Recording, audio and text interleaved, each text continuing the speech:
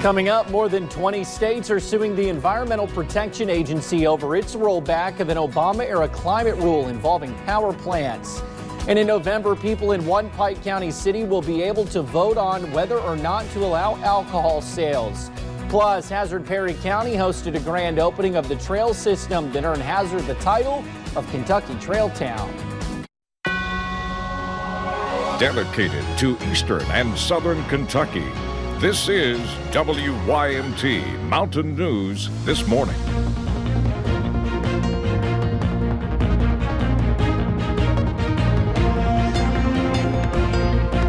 Good morning. It is 6:31 on Wednesday, August the 14th. I'm Will Puckett, and thank you for tuning in to Mountain News This Morning. So a little bit of fog's being seen across the region today. For once in Hazard, it's not that bad. Let's bring Brandon this morning, give us a better breakdown of who's seeing what and what to expect on this Wednesday. Brandon, good morning. Good morning. And things again, not so bad in some areas, but pretty rough in others. Let's go up on top of the mountain there at Whitesburg Pine Mountain, and you can see a little bit of fog trying to drift in even on the higher elevations today. So just be careful out there. We're seeing not as much fog being registered on the sensors, but trust me, on the cameras we've seen, it's out there across the region. So be extra careful this morning. Watch out for the school buses. A lot of kids back into school and more kids coming into school maybe today and then through the next week or so. Temperatures upper 60s and low 70s. Still very muggy out there. You see those dew points basically the same as the air temperatures, which means it's air you can wear once again today. Weather app forecast, you'll see chances for spotty showers and storms throughout the morning under mostly partly cloudy skies. And as we get into the afternoon, those skies should start to clear out, giving way to some late day sunshine later on today. The rest of that forecast coming up here in just a few minutes. Will? All righty, Brandon, we'll be back with you. The FBI is investigating yesterday's shooting incident at the ICE offices in Texas. Authorities do not believe this was a random act. They say the offices were targeted. John Lawrence has more. Shots fired at two buildings associated with Immigration and Customs Enforcement early Tuesday. No one was injured, but there were people inside at least one of the offices under fire. Had the bullets gone 2 inches in another direction, we could be here today talking about the murder of a federal official. The FBI is processing the crime scene and looking at surveillance footage. Officials believe the suspects specifically knew which offices ICE is using. Any attempt at any violence or illegal activity against a federal official, the FBI will open a federal case and we will vigorously go after those that are responsible. This incident comes days after immigration officials detained nearly 700 undocumented immigrants in Mississippi. Last week's massive ICE raid will have an enormous long-term effect on the state of Mississippi. And one day after the Trump administration unveiled a regulation that makes it tougher for legal immigrants to get green cards if they received government benefits. Self-sufficiency is a central part of America's proud heritage, and we proudly stand behind that tradition. Federal authorities have not drawn a link to either of these incidents to Tuesday's shooting, but do say political discourse could lead to more attacks. I'm John Lawrence reporting. Now, last month, an armed man hurled devices at an immigration detention facility in Washington state. He was shot and killed during a confrontation with police. Meanwhile, President Trump is back down from some of his proposed tariffs. A 10% tariff on $300 billion of Chinese goods was supposed to take effect on September 1st. Now, cell phones, laptops, video game consoles, certain toys, shoes, and clothing will not be taxed until December 15th.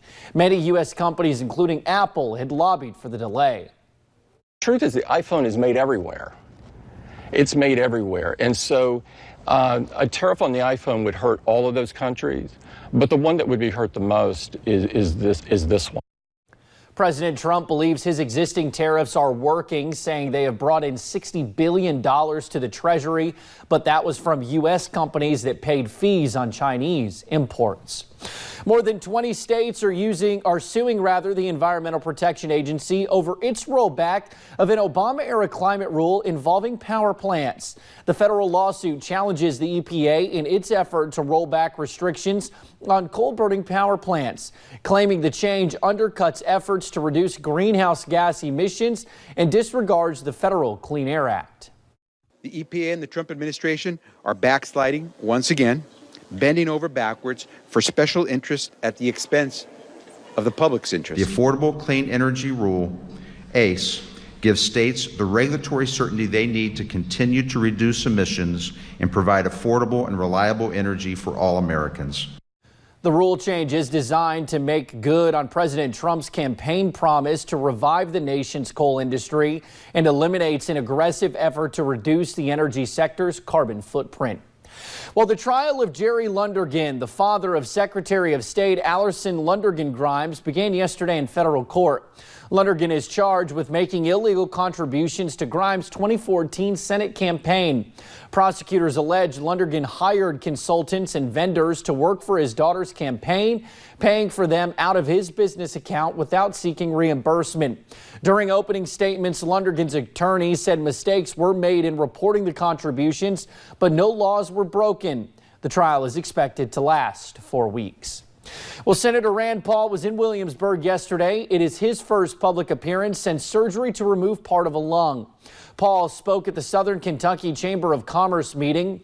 The senator told us he is looking at an infrastructure bill. He says the penny plan for infrastructure will be released in January and will take 1 penny from all the other spending and sequester it into an account for infrastructure. We tell everybody else, y'all need to figure out how to save 1% so we can put it into a road fund, because whether a Republican or a Democrat, we all go down the roads and we'd all like to see the roads improved. Now, Paul says while he is still having airflow issues, he is on the mend. The recent surgery was necessary following his 2017 assault by a neighbor. A long-time debate in one Pike County community has found its way back to the ballots. In November, Elkhorn city voters will once again be asked to vote on whether they support the sale of alcohol within the city limits. WYMT's Buddy Forbes spoke to the petitioner who brought the issue up again. It comes down to one question. People are passionate about this. Are you in favor of the sale of alcohol in Elkhorn City, Kentucky? We do not want to fight. I'm not calling this a battle. The question was on Elkhorn City's election ballots in the past when the city voted against it in 2009 and has since remained a topic of conversation. However, Gypsy Ratliff says it is time to put it back to a vote. We're right now at an intersection as far as the future of our town. So she presented a petition to the county signed by 150 voters who want the chance to vote on the topic this November. Tuesday, she informed the town council that the petition was approved. Being wet is not bad. It can be bad, but anything can be bad. Ratliff says the funds brought in from alcohol sales would benefit the city by helping the local restaurants thrive and bringing in more tourism. We have so much to offer, but we don't have anything to really entice them in here for them to spend their other days. She says it would also benefit the city's government and the police department. They need vehicles, they need equipment. We need to be able to hire more officers. But we don't have the funds for that, but this will help do that. But not everyone is on board, and Ratliff says she expects some opposition as she and the petitioners campaign for the upcoming vote. In Pike County, Buddy Forbes, WYMT Mountain News. Now, we also arranged to speak to voters who opposed the idea. However, they wanted to wait to talk until later. A grand opening and celebration. After 2.5 years, Perry County opened their trail system behind the park. The county used money from a $100,000 grant to build the trails. Ben Brayman from Pathfinders was the brains behind the project. It was also announced that Hazard is now a Kentucky trail town. You have to meet certain standards, a certain amount of trails that lead to commerce, trails that will bring in people into your community for tourism. Once you check all those boxes, you become a designated trail town. Now, there are 7 miles of trails. They range in difficulty and length.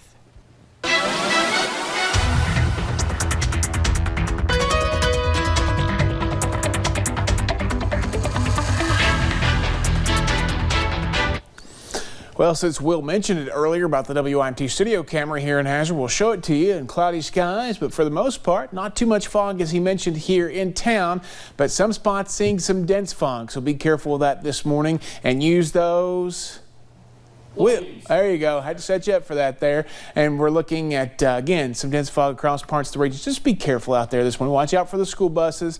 And as Will just said, use those low beams. Upper 60s, low 70s. Jacksboro's dropped 5 degrees from 75 to 70. So temperature's still dropping a little bit as that cold front continues its trek through the mountains across the state. Those 70s across the board. Even 69 in Cincinnati. That's up a degree from earlier. They were at 68. Out the door forecast this morning. Again, just take it easy. Some clouds, some fog, and then some scattered showers and storms. Not expecting a whole lot of that, mainly dry, but temperatures slowly climb. But the good news is that humidity will go down as the cold front continues across the mountains. Will?